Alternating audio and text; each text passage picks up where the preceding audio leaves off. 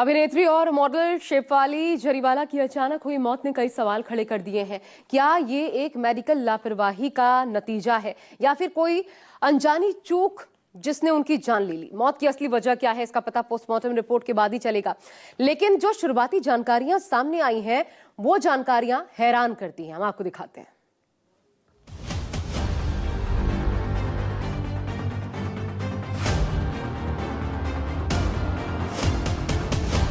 Actress और model Shefali Jariwala की मौत की असली वजह क्या है, इसका जवाब अब तक नहीं मिला है। शेफाली की मौत पर रहस्य गहराता जा रहा है।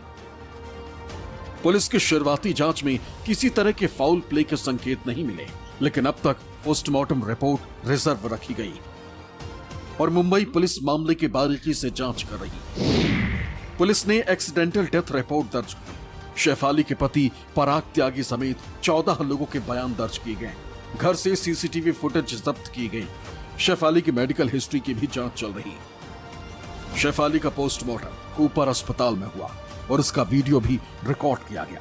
रिपोर्ट को फिलहाल रिजर्व रखा गया है, यानी मौत के पुख्ता कारण जानने के लिए अभी और टेस्ट, खासकर विसरा रिपोर्ट का इंतजार किया जा रहा है। सूत्रों के मुताबिक डॉक्टर्स को संदेह है कि शेफाली को लो ब्लड प्रेशर की वजह से कार्डियक अरेस्ट हुआ होगा।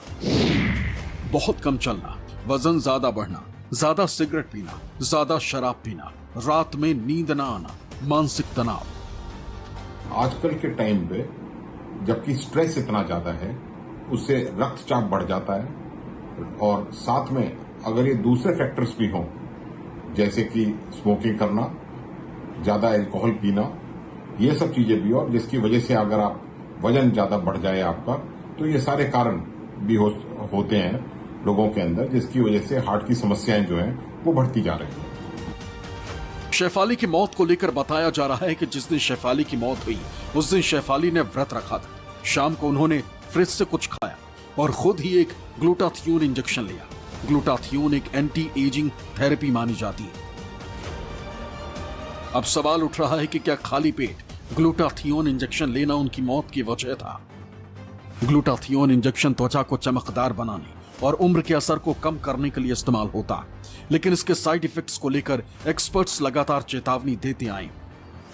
Recently intravenous glutathione, IV glutathione, याद रखिए कि डायरेक्टली कोई चीज जिसको आपने इंटरनेट से खरीदा है, जिसमें कोई लाइसेंसिंग नहीं है, अगर आप इंटरनेट पे जाके एफडीए की वेबसाइट देखेंगे उस पर ये बैंड है।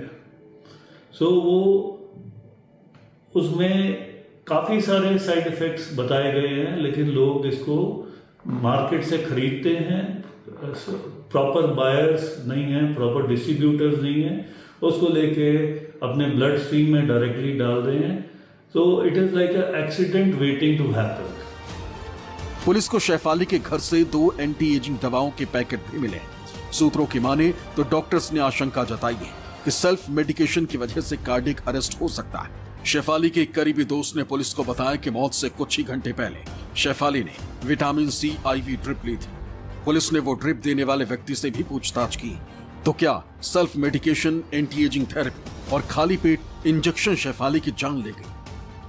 जितने भी ये एंटी एजिंग सब्सटेंसेज होते हैं, इसमें तरह तरह के बहुत सारी चीजें होती हैं, बहुत सारे सब्सटेंसेज होते हैं जिनके साइड इफेक्ट्स अलग अलग होते हैं। तो इनका प्रचलन जो है वो काफी ज्यादा हो गया है और मेरा ख्याल है कि नेचुरल सब्सटेंसेस, नेचुरल चीजों को लेके ही अपने आप को स्वस्थ रखें।